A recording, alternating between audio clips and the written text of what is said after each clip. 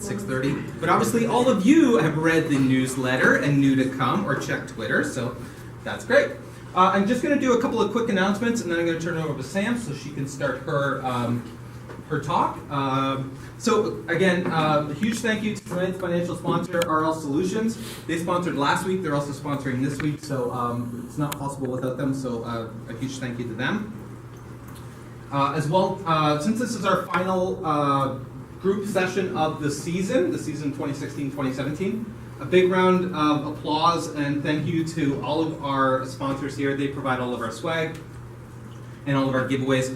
And it's great that you guys all came out today because I have, I cleared the closet and I brought something from every company basically here. So if you haven't won anything yet this year, you're gonna win. You didn't get tickets. Oh, they're coming. They're coming. Don't worry. That's to ensure you stick around. If you want to be a sponsor, if anybody's taken the survey or has checked out the survey, there's one page on the survey that Lori and I worked hard on and tried to get more input on it, and that was about sponsorship and sponsor levels. As you might know, we've had a real hard time getting financial sponsors for this group, so we're trying to reach out to new companies and get sponsorship. It's not so much about the food, it's about the room rentals and making sure that we can cover speaker costs and that sort of thing. And the Microsoft money is stretched, and it's only going to stretch so far. So we're really trying to reach into the community and get more funds. As well, rating the meetup. Microsoft does look at these. They like to see what the meetups are. We had a user group in the season call today with Microsoft, and they were talking about metrics and that kind of thing, and they actually use these metrics to help gauge funding for next year. So that helps us. So please always rate the meetup if you can. We do have a jobs page, so if you are looking to hire or looking for a job, you can check that out. As well as if anybody's looking for workers, or looking for work. I know, do we have anybody new here tonight that's never been for the first time? Perfect. Okay. So welcome. And if there's anybody looking for work or anybody looking for worker that wants to stand up, you're free. You're free to do so. We've been trying to do this. Just trying to network our communities together and make sure people are employed. So, is there anybody that wants to share anything? No? Safe space. Okay. If you read the newsletter as well, we have launched our annual survey on Sunday. We launched it off. If you could please share your thoughts with us. We are only trying to make the group that much better. So please go to the bit.ly link. It's 2 pages, 10 questions. It'll take you about 3 minutes to go through them. Please share your thoughts with us. If you want to fix anything or want to add anything, there's a question at the end that will allow you to do that. As well, quickly, London.net is actually holding a Xamarin Dev Days on June 24th. So if you haven't gone to a Xamarin Dev Days before and you want to check out some cross-platform mobile development, you can check that out. As well as the Mississauga.net group is having a HoloLens. So if anybody came to the HoloLens session a couple months ago with Bruno, he's actually doing the Ontario tour now. So he's going to Mississauga, he's going to Sans group, and he's also going to North Toronto. Is North Toronto? He's going to one more. He's doing 3 sessions this month, so you can. One is in London. One is in London. Yeah. So you can definitely find him. As well as they're building a single-page web app with Angular 4 and Web API at Jack's group up in North Toronto. They meet in North York if you're willing to drive that way. As well as HackerNest, 2 more sessions, July 10th, August 13th. July 10th has already got 81 people, and if you're interested in checking them out, you can go to that.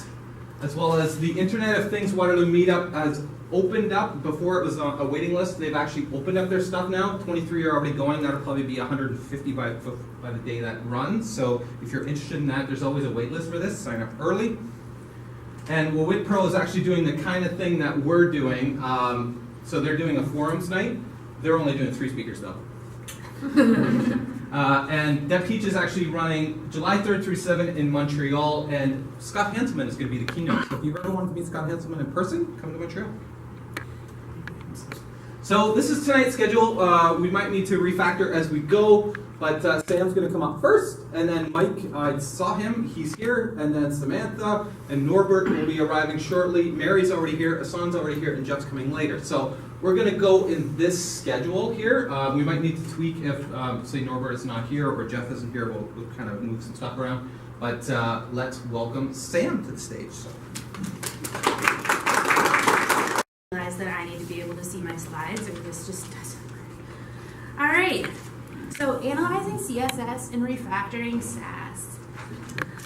So for those of you who don't know me, I'm Sam Campbell. I am a web developer at Desire to Learn. I am the main organizer of Girl Geeks Waterloo region, and I spend a lot of my time thinking about how the web works, how it's going to work, how it used to work, and how I can contribute. So I've made a small assumption that everybody here at least has a little bit of CSS, and if you don't, I apologize, it's way too late to change it. So we're gonna approach this at kind of an intermediate level. So if you've seen CSS before, I'm sorry if this is a little bit small, it should still work out okay. CSS has an extension language called SASS. It stands for Syntactically Awesome Style Sheets. And it uses a Ruby preprocessor to process SASS syntax into CSS. So on the left, we can see that we have kind of our SASS syntax, which is just, it really looks like you took your CSS and you nested it together in a nice object-oriented way. And when it processes, it goes out into the CSS that you would expect. And that was your full refresher, so I hope that was enough. So why do we refactor? For three main reasons. The first is technical debt. So we accrue technical debt just throughout every day. We might write a block of code and then never use it again. We might delete a page. We might just comment out stuff. Like that all turns into debt and time that you need to take to clean it up. So we would rather get ahead of that than behind. Eventually, you're going to want to take your code base and extend it out. You're going to add new features, and you want all of this to be maintainable. So we'll get right into the how. There's a bunch of free tools. They're basically plug and play. You can use them to creep around the internet. I do. So first we're going to start with CSS Dig. So CSS Dig is a Chrome extension. It'll pull all the CSS declarations it can find on a website, including inline styles, and it'll spit out kind of an interactive report that you'll be able to go through. And this report looks like this, and it pulls all of the properties and all of the selectors. So right off the bat, when you run this reporting tool, it's going to show you everything that you can grab off of your website. And that includes inline styles, so you can see right off the bat that there's a few problems that we're going to look at. And the first line is a style block. Why is it there? Why are we loading all of these different dependencies, and do we need all of them on that page? And what's in all of these? And so throughout this, I've pulled a bunch of screen grabs and different code examples, and I've kind of just tried to credit where I pulled them from. So in this case, it is the Washington Post. In this case, it's Glassdoor. And again, when you're running this tool, you can see that the fourth item down on this list is actually a font library of icons. I don't care how they wrote their CSS. There's nothing I can do about it. So just uncheck. The second tool is CSS Stats. It's a web application. You can fork it off GitHub if you want to run it locally. It'll provide a high-level report on the submitted site, focusing on colors and fonts. And it looks like a lot like this. So I ran this today on Apple, and this is what their CSS comes out as. And the most relevant piece of this right off the bat is going to be in the top, what is that, right? It'll be 440 Ks, and that's just the file size. And then an honorable mention, you can use whatever developer tool you love, but I love Chrome developer tools. It's in the Chrome tool options, and you can use it to inspect elements and live change code. So using those tools, I'm just going to go through top three things that I've found. So the first thing you're going to look at is actually file sizes. So you're going to take your site and you're going to compare it to similar sites in your industry. So we found that the average corporate marketing site averages about 500K. The next thing you're going to look for is unused identifiers or overuse of the important. So in this case here, you can see that this is actually, I've just drilled down into their font declarations, and they have a lot of fonts that maybe are only used once or twice. And the same thing with colors. So the first box up here just shows duplicate colors. They have two of the same color declaration that they've only used in a few places, and one of them is important. The second thing, I like to call the 50 Shades of Grey phenomenon. It happens all over the internet. Maybe you forget what shade of gray you used, so you just increment the F by 1. I don't know. But you really should be storing these in a variable. And then the third thing, you can see from the box on the side that it'll actually tell you how many times your identifier is used. So if it's used rarely, you might want to take a second look at it. And then using CSS stats, instead of giving you it in a tabular form, it actually threw out all the colors on the screen. So you can quickly see that the Apple website has about 6 shades of the same blue. And that might just be a hover state, but it also could be that they've not structured their CSS properly. So how do you fix this? In SASS and in most things, you're going to create a map.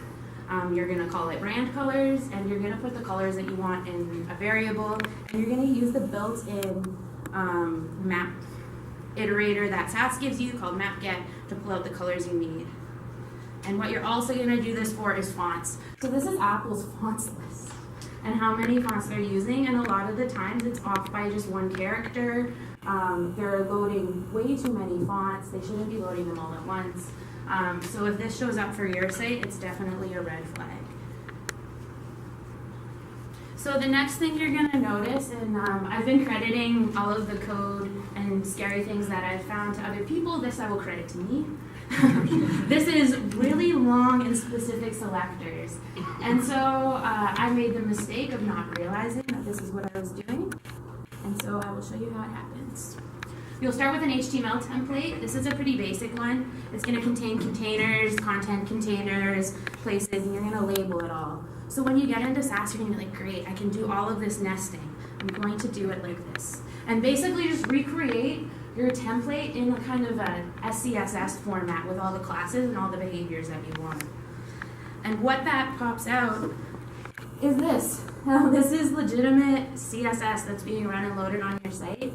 And it's absolute garbage. If you had to go in and deal with that, you would cry. And to show you that that's just not something that happens, this is the New York Times and their selectors. And so what tells me that they're doing something of the same nature is that they have a container on that first line called image, and then they've selected images within the image container in the content container. Don't do that.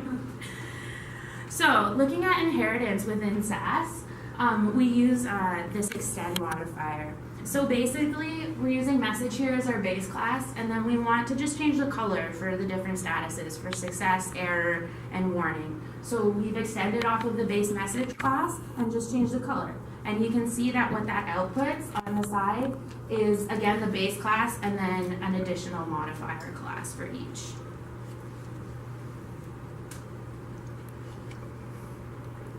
SASS also gives you looping. So what you can do, and in this case it's a really simple case of they have different authors and they want to put their background images with them. So they've iterated over an array and inserted it and created the resulting class in the bottom.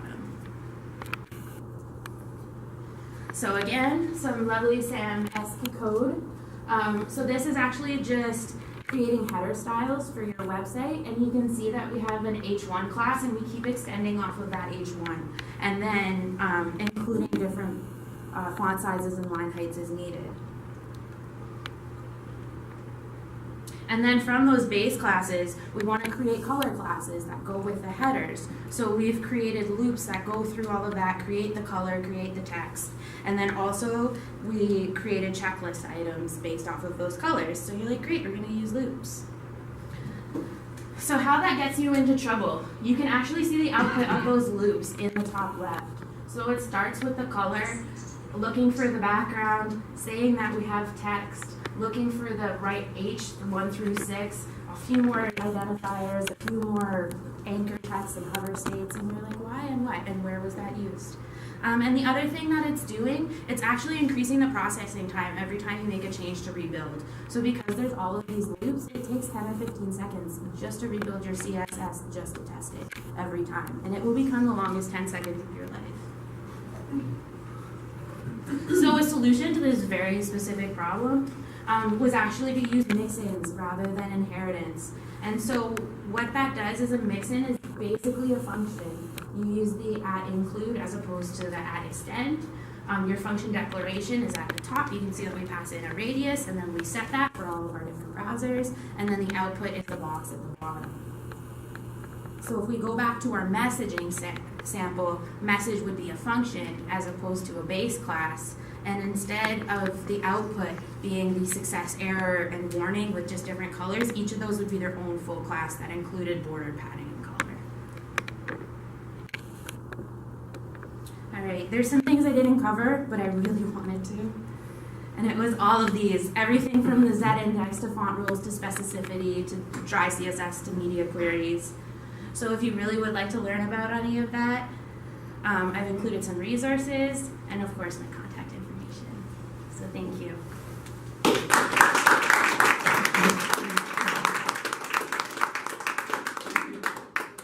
It was a neat environment because it created programming.